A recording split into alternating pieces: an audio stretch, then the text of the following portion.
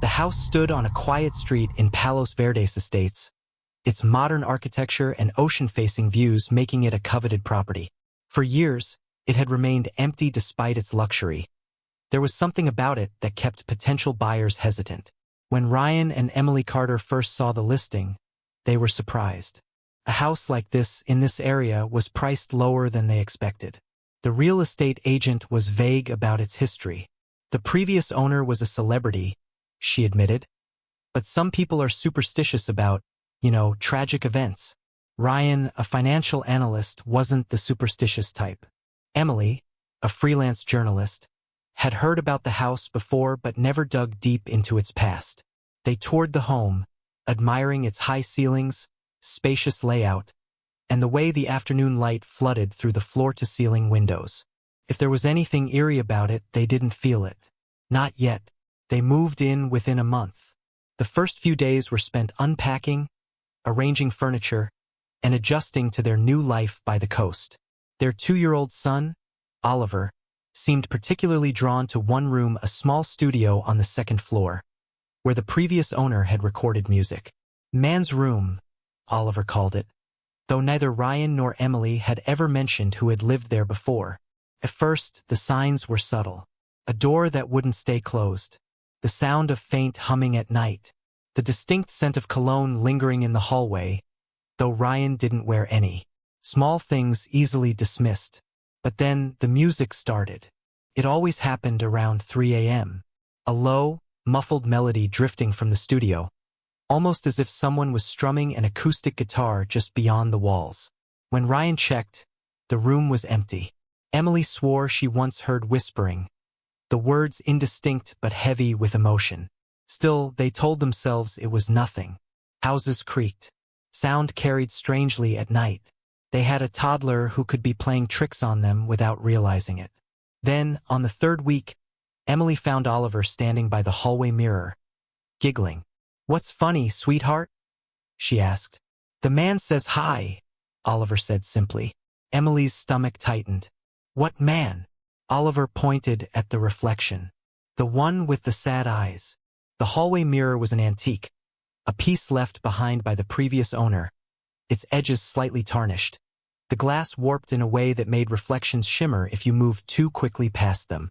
Emily stood frozen, her breath caught in her throat, watching Oliver's small finger press against the cold surface. "The man with the sad eyes," he repeated, his voice light, almost sing-song, as if he were sharing a joke with an invisible friend. Emily swallowed hard and crouched beside him, her hands gentle on his tiny shoulders. "Sweetheart, what does the man look like?" Oliver blinked, his expression innocent, unbothered. "Like a daddy," he said simply. "But he sings when you sleep." A chill passed through her. That night, Emily sat up in bed long after Ryan had drifted into an exhausted sleep beside her. The house was quiet, save for the distant crash of waves against the cliffs. She had looked up the house's history after putting Oliver to bed, reading articles she had once skimmed years ago. She already knew about Chester Bennington, his voice, his presence, the weight of his loss in the music world, but reading about his final days while lying in what had once been his home felt like peeling back layers of a wound that had never fully healed. The official reports were clinical, emotionless. A death ruled by despair, in a house filled with silence. But what struck her most was the timeline. His wife had been out of town. He had been alone. Emily turned her head toward the hallway, the faint silver of moonlight pooling at the bedroom door. Had he really been alone? A soft sound broke the silence. Not loud, not deliberate, just a whisper of something moving beyond the walls. A shift in the air, a presence pressing against the edges of her senses, too faint to grasp but impossible to ignore. She nudged Ryan. He stirred with a groggy grunt. "What? Do you hear that?" she whispered. He exhaled heavily, rubbing his face. It's an old house. Air vents, pipes, probably a raccoon outside." But she knew the difference between something outside and something inside. The next morning, she found her phone on the kitchen counter, its screen still open to the search results from the night before. Only now the screen had changed. The YouTube app was open, paused on a video she hadn't selected. The thumbnail was grainy, but she recognized it immediately. A live performance, Chester Bennington on stage, eyes closed, microphone gripped tight in both hands. A single sentence sat in the search bar above it. "Do you still hear me?" Emily's hand trembled as she reached for the phone, her heart thudding painfully against her ribs. The house was quiet, too quiet, as if it were waiting for her reaction. She locked the screen and turned away, pretending she hadn't seen it, pretending she didn't hear the faintest echo of a voice, raspy, aching, unmistakably real, humming from the studio upstairs. The morning air was heavy, thick with the scent of salt and something else, something stale, lingering just beneath the surface. Emily tried to ignore it as she stood in the kitchen, watching the coffee drip slowly into her mug. The machine gurgled and hissed, a mundane sound, something tangible she could cling to. But even here, in the warmth of daylight, the house felt different. The silence wasn't empty. It pressed against her, filled with something unspoken. Ryan had already left for work, kissing her distractedly before stepping out the door. He hadn't noticed the way her hands shook when she held her phone. He hadn't seen the words on the screen, and she hadn't told him. Not yet. A thump from upstairs made her flinch. Not loud, not forceful, just deliberate. Oliver was still asleep. She had checked on him minutes ago. His tiny form curled beneath the blankets, breathing steady and slow. But now, as she turned her head toward the staircase, every hair on her arms stood on end. The house was awake. With careful steps, she climbed the stairs, each footfall landing too loudly against the hardwood. The air grew cooler as she reached the second floor, the dim hallway stretching before her, ending at the studio door. It was open. It had been closed last night. She was sure of it. The room beyond was bathed in pale, filtered light. The large windows overlooked the cliffs, the endless blue of the Pacific stretching far beyond the glass. Inside, the space was nearly empty, just an old wooden desk, a chair, and the mirror Oliver had spoken to the day before. Emily hesitated in the doorway, her pulse loud in her ears. She could hear something. Not music, not a voice. Breathing, slow, measured, as if someone was standing just beyond the edges of her vision, watching, waiting. A cold draft swept through the room, raising goosebumps along her arms. She forced herself forward, each step measured, deliberate. The mirror was the first thing she noticed.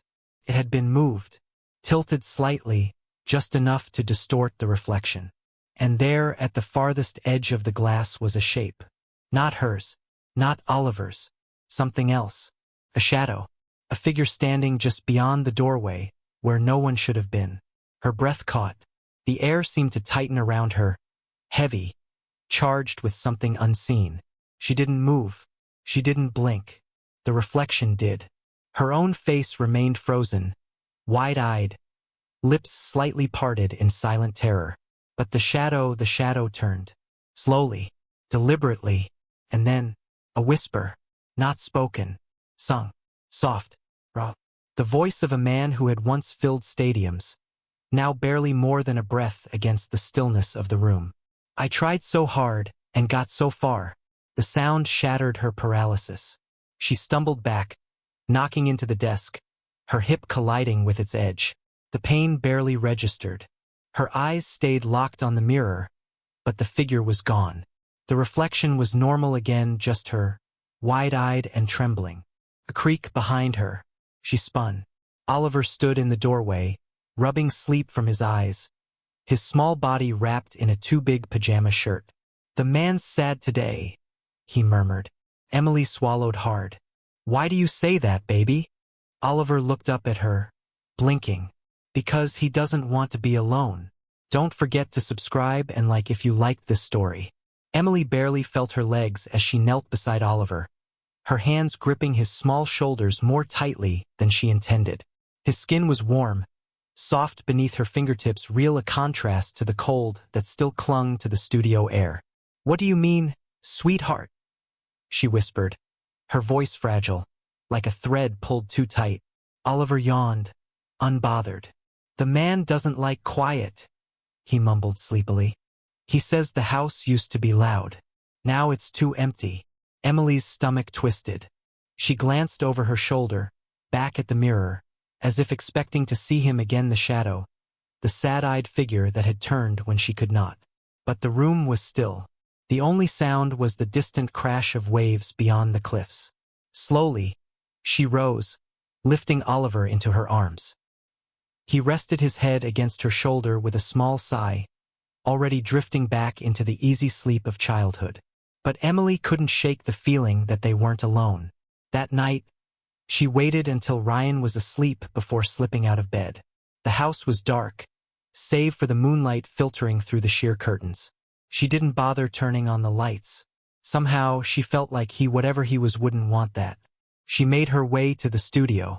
The room was colder than the rest of the house, the air carrying that same strange, lingering scent, faint, like old cologne, faded into the walls. The mirror still stood at its odd angle, reflecting the window, the cliffs, the endless black of the ocean beyond. Emily hesitated, her fingers hovering over the doorframe. Then, cautiously, she stepped inside. The silence stretched around her, thick and expectant. She swallowed, then exhaled a shaky breath. "If you're here," she said softly, "I want to understand." Nothing. No shift in the air. No voice, no whisper, no hum. Just silence. Then, a soft click. Her phone screen lit up in her palm. The YouTube app was open again. A new video queued up.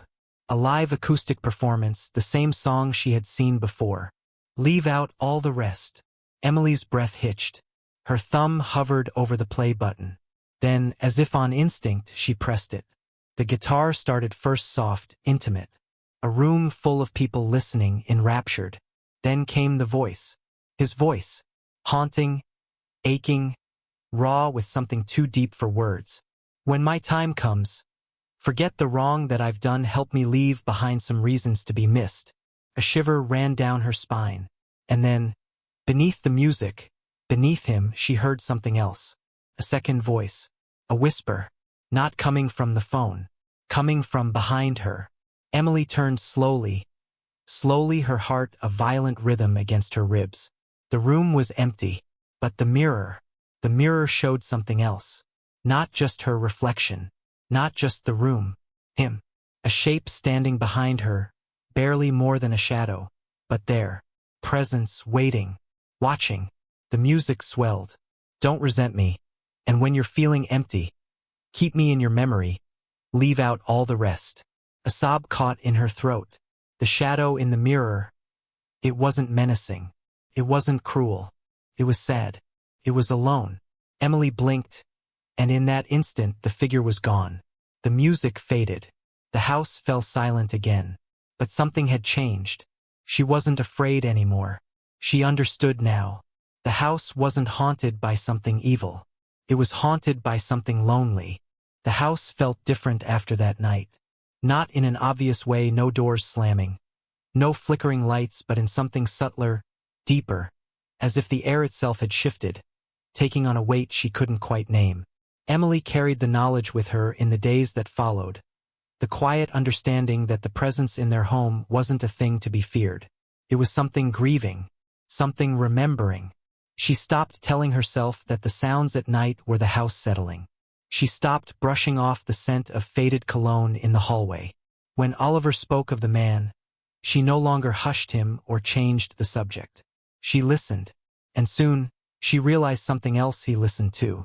One evening, after Ryan had gone to bed, Emily sat at the small wooden desk in the studio, her laptop open before her, a cup of tea cooling at her side. The window was cracked, letting in the crisp sea air, the rhythmic hush of the waves below. She had been writing an article on something trivial, a deadline looming, but her mind kept drifting. Her gaze flickered to the mirror, angled just enough to reflect her back, the empty room behind her. Her fingers hesitated over the keys. Then, on impulse, she whispered, "Are you still here?" The words felt strange in the air, dissolving into the quiet. She exhaled, half laughing at herself, shaking her head. Talking to ghosts now. Great. And then, a sound. Not loud. Not aggressive. Just a quiet, deliberate tap against the desk. Emily froze. The room was still. She let out a slow breath, steadying herself. "I don't think you want to scare me," she said softly. "I think you just don't want to be forgotten." No response. But the feeling was there, that charged, expectant presence, like someone standing just outside her peripheral vision, waiting to be acknowledged. Her gaze drifted to her laptop. Without thinking, she opened a new tab and typed his name, Chester Bennington. The search results filled the screen: articles, interviews, old performances. She clicked on a video at random, another acoustic set, his voice raw and aching, stripped down to its purest form. She let it play. The music filled the space, curling into the quiet corners of the house like something remembering itself. And as she listened, she felt it, that shift in the air, the barely there press of something unseen. A feeling not of cold, not of fear, but of presence, of gratitude. Emily swallowed the lump in her throat. She didn't say anything more. She just let the music play. The house was no longer just walls and windows, no longer just a structure built to contain life. It had become something else. A vessel for something unseen. A space where echoes of the past lingered, pressing against the present in ways that defied explanation. Emily felt it in the quiet moments, in the spaces between heartbeats, in the way the air thickened at night, holding something unspoken. She stopped questioning whether it was real. She knew it was. And more than that, she knew he was. One evening, just after Oliver had fallen asleep, she found herself standing at the entrance of the studio again, staring at the half-open door. Ryan was downstairs watching TV, unaware of the way Emily hesitated, her fingers trailing along the doorframe like she was tracing the edges of something fragile. The room inside was the same, bare, almost untouched, yet somehow alive in a way the rest of the house wasn't. The mirror still sat at its slight angle, reflecting the empty chair, the open window, the silver thread of moonlight pooling on the floor. Emily stepped inside.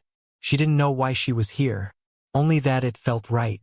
She closed the door softly behind her and crossed the room, lowering herself into the chair at the desk.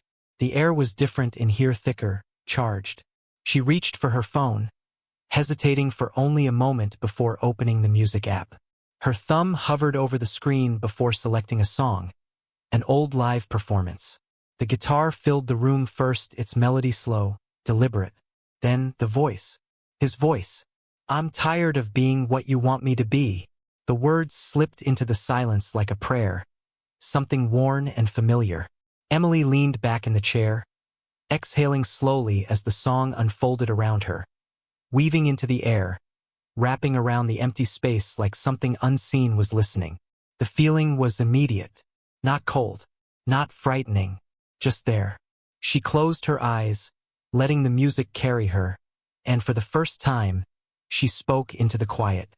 "You don't have to be alone," she whispered. The song played on uninterrupted. The house remained still, but Emily felt it, the smallest shift, the faintest press of something just beyond reach. Presence. Not demanding, not angry, just grateful. She opened her eyes and glanced toward the mirror.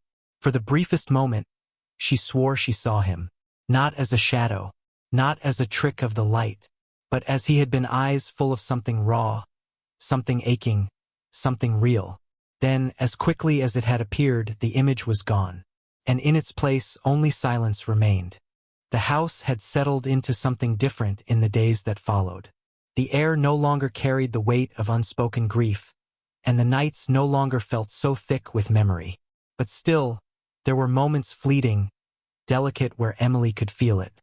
A whisper of presence, a breath against the silence. She didn't tell Ryan. He wouldn't understand. He would shake his head, laugh it off, tell her it was all in her mind. And maybe he'd be right. Maybe she was imagining things. But she didn't think so. One evening, she found herself standing at the window in the studio, watching the waves crash against the cliffs below. The sky was painted in hues of deep indigo and pale gold, the last traces of sunlight stretching across the horizon. She felt it before she heard it, the shift in the air, the familiar weight of something unseen. And then music. Soft at first, barely more than a hum at the edge of her awareness. But it grew, weaving into the silence, filling the room like it belonged there. A voice. His voice. It wasn't coming from her phone. It wasn't coming from anywhere. Simply was. Emily didn't move. She let it happen. Let the moment stretch around her like a song that hadn't yet ended. Then, without thinking, she whispered, "It's okay." The music wavered. Not like it was fading, like it was listening. Like he was listening. Emily swallowed, her throat tight. She closed her eyes, inhaling deeply. "You can go," she whispered. "You don't have to stay." The silence stretched long and deep. Then, a shift.